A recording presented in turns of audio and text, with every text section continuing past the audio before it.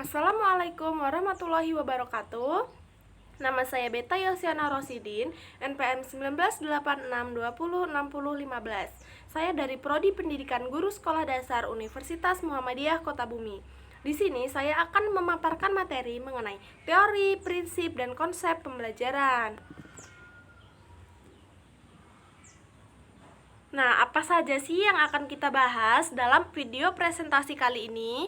Yang pertama, di sini ada pengertian pembelajaran.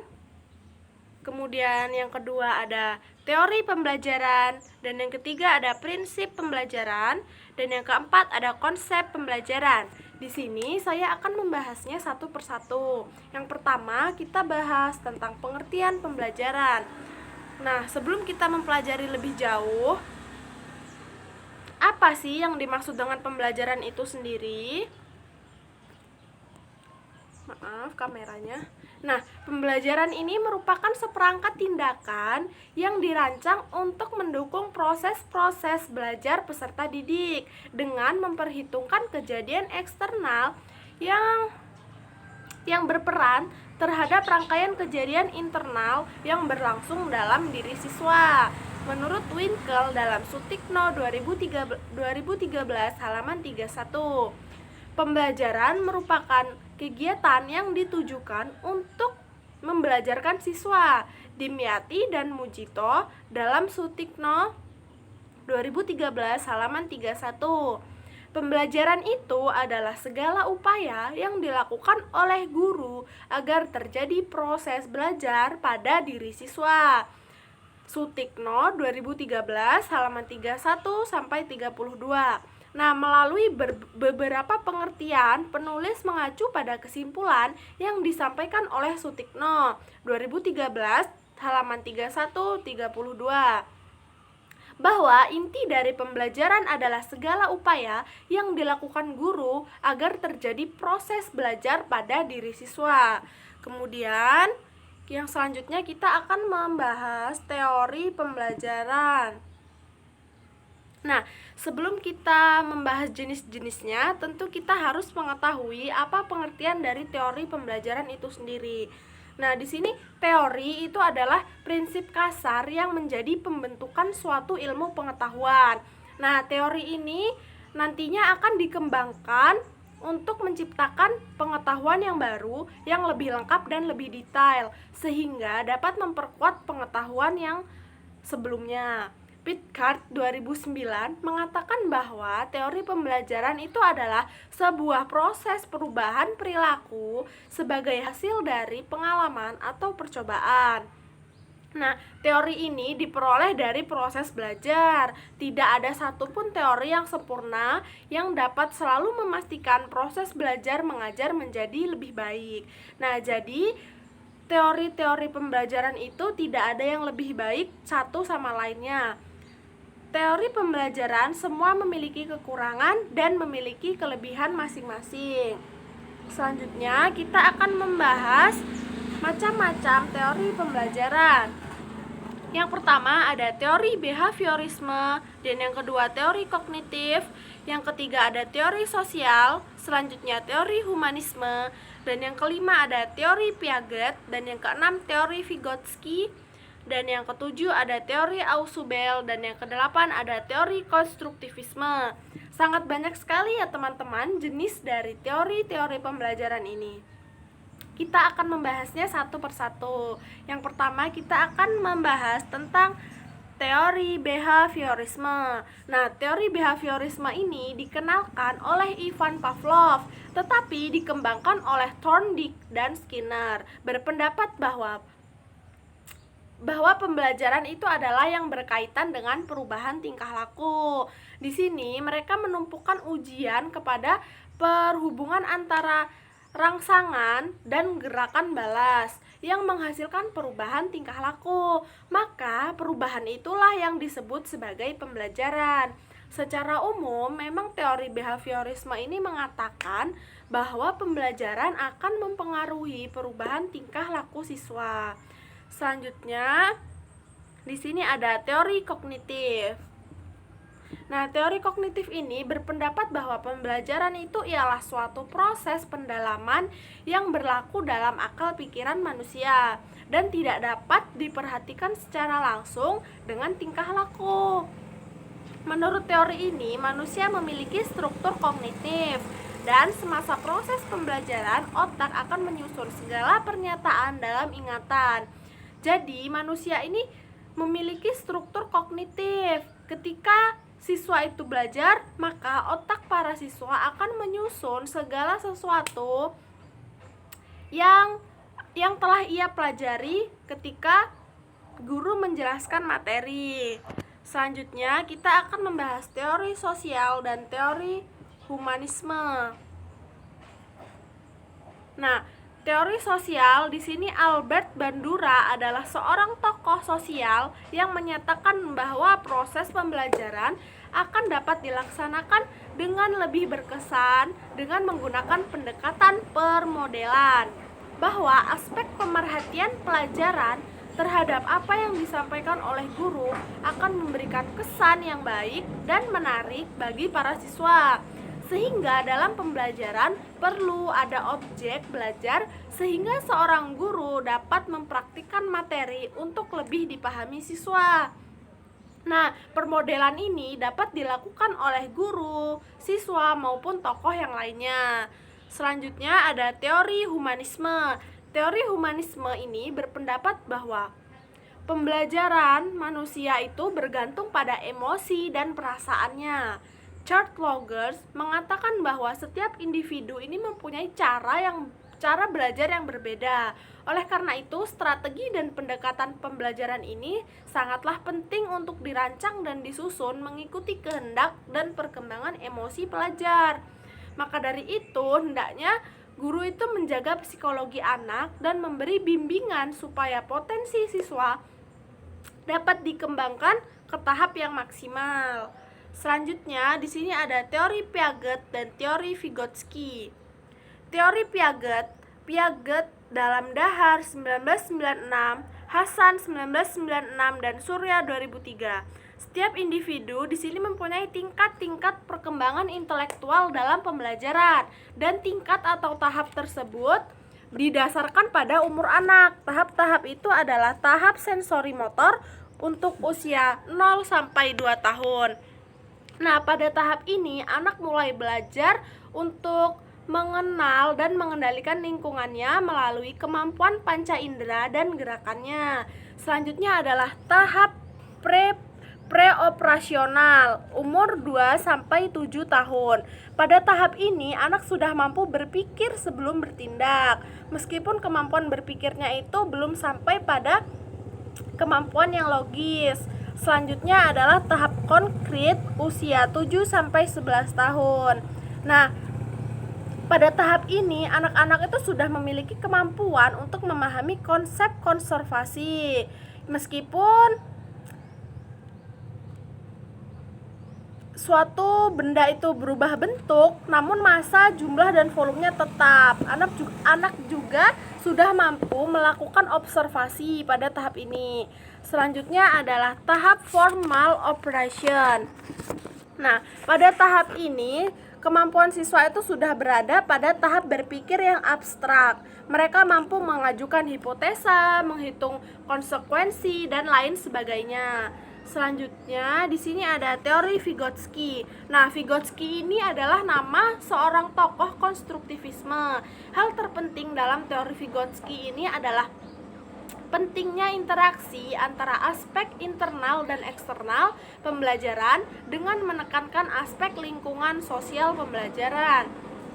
Nah, Vygotsky ini yakin bahwa pembelajaran terjadi ketika siswa belajar menangani tugas atau persoalan yang belum pernah ia pelajari sebelumnya namun masih dalam jangkauan kemampuannya, atau dapat disebut dengan tugas itu masih berada dalam zona perkembangan proksimal. Astuti tahun 2000 secara terperinci mengemukakan bahwa yang dimaksud dengan zona perkembangan proksimal adalah jarak antara tingkat perkembangan sesungguhnya dengan tingkat perkembangan potensial. Selanjutnya ada teori Ausubel dan teori konstruktivisme. Teori Ausubel adalah teori dari David Ausubel, adalah ahli psikologi pendidikan. Menurut David Ausubel dalam Dahar 1996, bahan atau subjek yang dipelajari siswa itu harus bermakna. Pembelajaran bermakna merupakan suatu proses untuk mengaitkan informasi baru pada konsep yang relevan terhadap struktur kognitif seseorang. Ausubel di sini mengatakan ada dua jenis pembelajaran, yaitu belajar bermakna atau meaningful learning dan belajar menghafal atau rote learning. Ausubel dalam Karta Dinata tahun 2001 mengemukakan seseorang belajar dengan mengasosiasikan fenomena, pengalaman, dan fakta baru ke dalam skemata yang telah dipelajari. Selanjutnya ada teori konstruktivisme. Nah, teori ini lahir dari ide Piaget dan Vygotsky. Konstruktif adalah suatu paham bahwa siswa itu membina sendiri pengetahuan atau konsep secara aktif berdasarkan pengetahuan dan pengalaman sedia ada. Brinner tahun 1999, pembelajaran secara konstruktif berlaku di mana siswa membina pengetahuan dan pengalaman sedia ada, mengimplikasikan pada situasi baru dan mengintegrasikan pengetahuan baru yang diperoleh dengan binaan intelektual. Dalam teori konstruktivisme, penekanannya ini diberikan kepada siswa daripada gurunya, karena siswa adalah orang yang bertindak balas dengan bahan dan peristiwa tersebut. Selanjutnya kita akan membahas mengenai prinsip pembelajaran. Nah, Arthur W. Chickering dan Zelda F. Gamson mengetengahkan tentang 7 prinsip praktik pembelajaran yang baik yang dapat dijadikan sebagai panduan dalam upaya meningkatkan kualitas belajar baik bagi guru, siswa, sekolah, pemerintah, maupun pihak yang lainnya. Nah, dalam prinsip pembelajaran adalah landasan berpikir, berpijak, dan dengan harapan tujuan pembelajaran itu dapat tercapai dan tumbuhnya proses pembelajaran yang dinamis dan terarah. Selanjutnya ini adalah jenis-jenis atau penjelasan mengenai prinsip pembelajaran. Yang pertama di sini ada encourages contact between student and faculty. Nah, di sini yang artinya adalah frekuensi antara kontak antara guru dan siswa baik di dalam maupun di luar kelas. Yang kedua adalah develop reciprocity and cooperation among students. Di sini merupakan sebuah upaya untuk meningkatkan belajar siswa agar lebih baik. Nah, di sini meningkatkan belajar siswa itu lebih baik dilakukan secara tim dibandingkan melalui perpacuan individu atau solo race.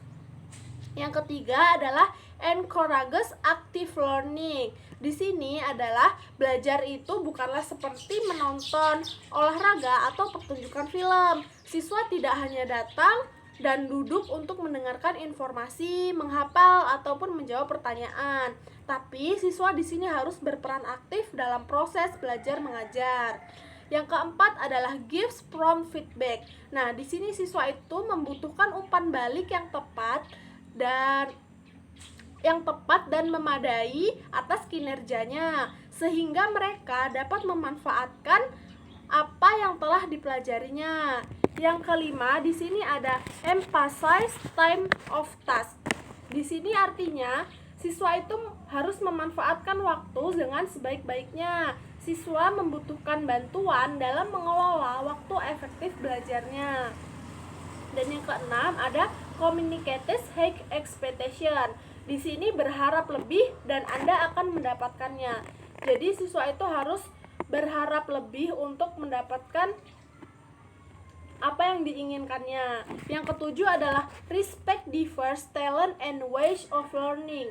Itu artinya adalah Siswa di sini perlu diberi kesempatan untuk menunjukkan bakatnya dan belajar dengan cara mereka masing-masing, yang kemudian didorong untuk belajar dengan cara yang baru. Selanjutnya, kita akan membahas mengenai konsep pembelajaran.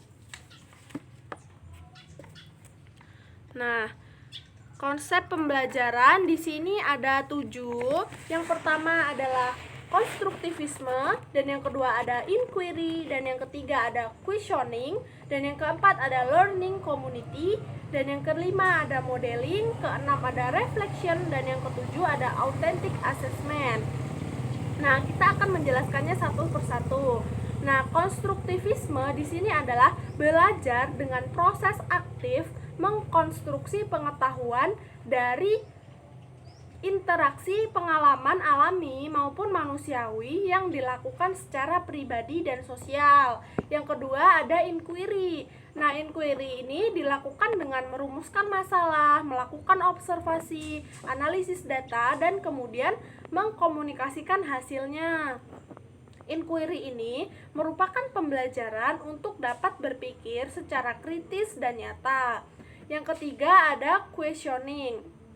Nah, questioning ini berguna bagi guru untuk mendorong, membimbing, dan menilai peserta didik, menggali informasi tentang pemahaman, perhatian, dan pengetahuan peserta didik. Berguna juga bagi siswa sebagai salah satu teknik dan strategi belajar. Yang keempat ada learning community. Nah, learning community ini dilakukan melalui pembelajaran kolaboratif. Pembelajaran dilakukan dalam kelompok sehingga kemampuan sosial dan komunikasinya berkembang. Dan yang kelima, di sini ada modeling.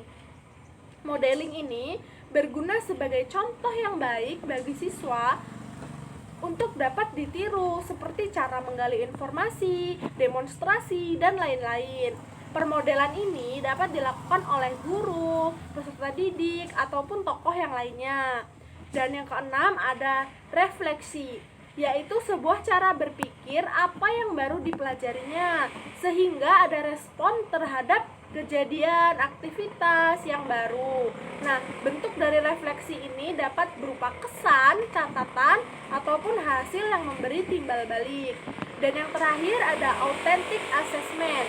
Nah, authentic assessment ini yaitu menilai sikap dan keterampilan. Nah, mungkin itu saja yang dapat saya sampaikan. Apabila ada salah kata, saya mohon maaf. Saya akhiri. Wassalamualaikum warahmatullahi wabarakatuh.